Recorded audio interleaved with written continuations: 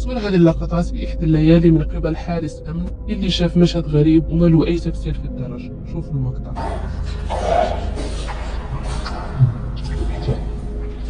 Ini makanan tidak sudah ajaku. Khusyuk banget kan? Tadi kita tak nak makan. Aku belikan makan. Thanks so thanks. Aku lepas tidur turut rabak tu. Kau ni khusyuk banget. Daging baiklah.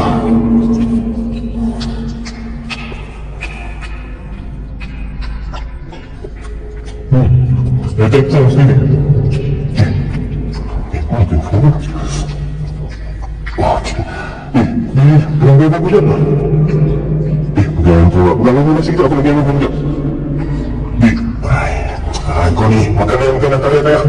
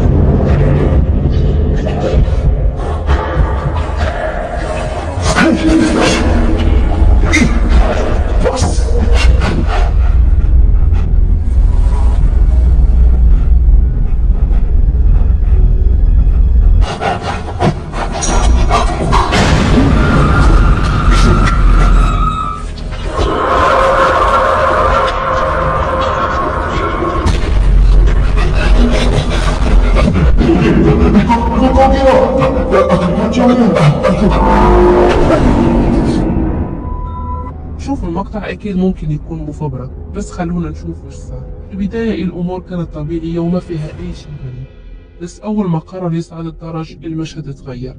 ظهر كيان جالس وحواليه شموع وكأنها طقوس، وخلف هذا الباب كان موجود صديقه بالشغل. وبعد لحظات الكيان اللي كان جالس بالدرج ظهر فجأة خلف الباب، وبعدها بثواني الحارس شاف نفس الكيان ظهر وراه. مقطع غريب جدا وما حد قدر يفسره. تم مشاركة هذه اللقطات اللي تم تصويرها بكاميرات المراقبة من قبل صاحب البيت بعد ما لاحظ ظهور شيء غريب جنب سيارته. شوفوا المقطع.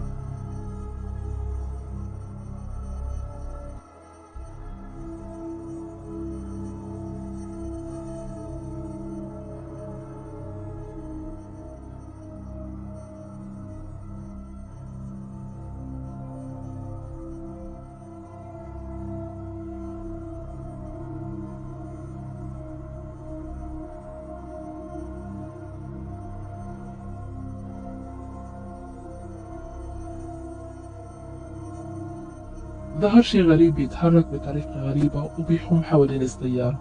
الغريب في الموضوع إنه شكله ما كان يوحي أبدا إنه إنسان. أصابع إيده كانت طويلة وغير طبيعية. تخيل إنك تشوف هذا المنظر قدام بيتك، خصوصا لو كان منتصف الليل. أحد مستخدمي ريديت شارك مقطع من كاميرات المراقبة إحدى الغابات. تم التقاطه يوم 30 أكتوبر سنة 2018، وأظهرت مخلوق غريب يتجول في الغابة.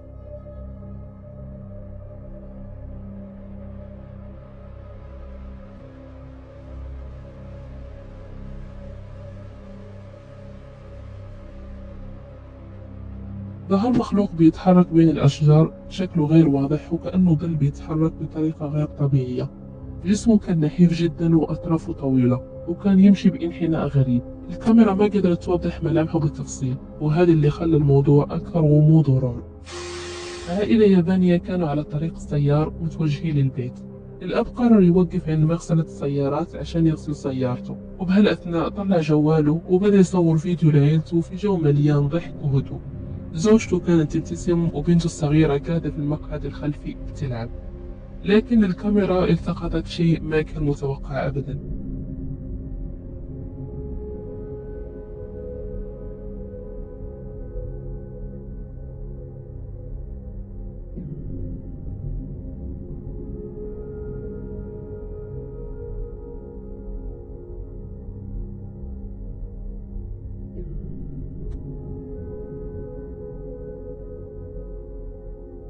لما الأب لف الكاميرا للمرة الأولى ظهر شبح بنت صغيرة جالسة بجانب بنته، علما إنه ما كان في أحد تاني بالسيارة.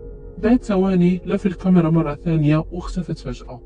الأب لما رجع الفيديو اعتقد إنه وهم أو خطأ بالكاميرا، لكن زوجته أكدت إنه فعلا ظهر شبح بنت صغيرة. بيقول صاحب الفيديو إنه هذه البنت كانت واقفة تنتظر الطلبية وكان شكلها عادي جدا، لكن بعد لحظات ملامحها بدأت تتغير وصارت مخيفة. حرفيا مش لاقي أي تفسير لهذا المقطع، وحتى لو كان تمثيل فإيش الفايدة منه؟ كوتاتسو يوتيوبر ياباني محتواه عن الخوارق الطبيعية. بإحدى الليالي قرر زيارة فندق مشهور في مدينة ساغانا باليابان. فندق تم إغلاقه من سنة 2008 بسبب مشاكل مالية، ومن وقتها ظل مهجور، والناس تتكلم عن وجود روح امرأة شريرة ساكنة في الفندق. المهم كوتاتسو خلال جولته وصل لمكتب مالك الفندق السابق. المكتب كان مليان أوراق قديمة، وكان معاه جهاز مخصص إنه يكشف لو كان في أرواح أو أشباح حواليه. この部屋にどなたかいらっしゃいましたらお話できますでしょうか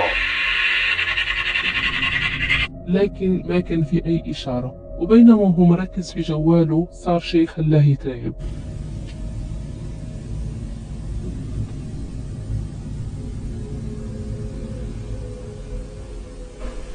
م? 何の音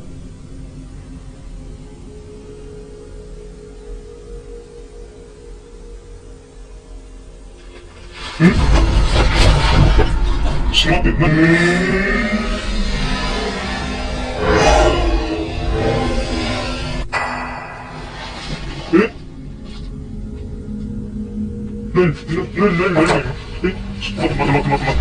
سمع صوت جاي من وراه والتفت بسرعة، والكاميرا هنا التقطت يد طلعت خلف الباب واختفت بسرعة كأنها كانت راح تهاجمه. كوتاتسو أكد إنه شاف ظل امرأة مر بسرعة، لكن لما دور في كل الفندق ما كان في أي أثر يدل على وجود شخص. أحد مستخدمي تيك توك لاحظ وجود حركات غريبة بالبيت، أصوات غريبة، ظلال تمر فجأة، وأحيانا كان يحس إنه في أحد بيراقبه. وبيوم قرر يوثق للمتابعين إيش اللي بيصير معاه.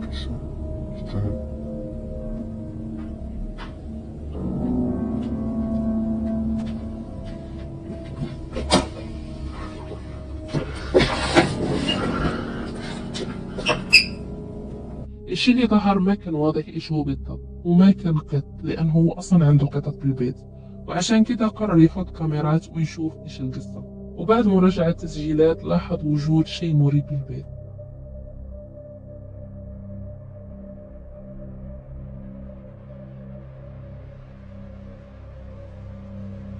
ظهرت امرأة من خلف باب غرفة النوم، لكن ملامحها ما كانت واضحة أبدا. لكن طبعا بما إنه الفيديو من تيك توك وارد جدا إنه يكون تمثيل. بعد فترة من انتقاله لبوينس آيرس، ليندرو بدأت تصير معاه ظواهر مرعبة. أغراض تتحرك من مكانها بدون أي سبب منطقي، وأصوات كأنها خطوات أحد يمشي في البيت. فقرر يثبت كاميرات مراقبة في كل أرجاء البيت عشان يشوف إيش اللي قاعد يصير.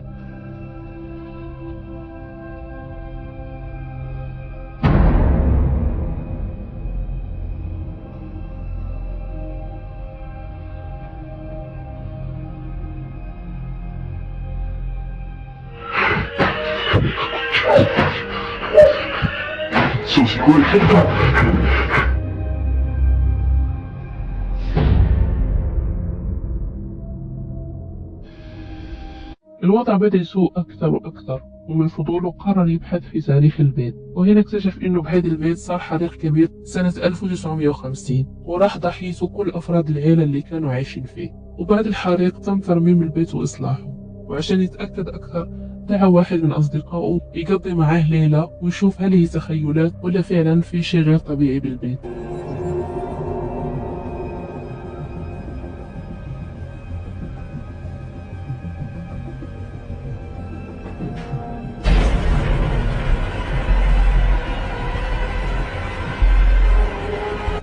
فجأة ظهر جسم أبيض خلف النافذة كأنه ظل أو طيف شخص، وبنفس اللحظة الأغراض على أحد الرفوف وقعت بشكل عنيف كأنه صار فيها انفجار. الأحداث تطورت أكثر، وللأسف ما قدرت ألاقي أي تفاصيل إضافية عن اللي صار مع ليندرو، هل ترك البيت أو إيش صار معه.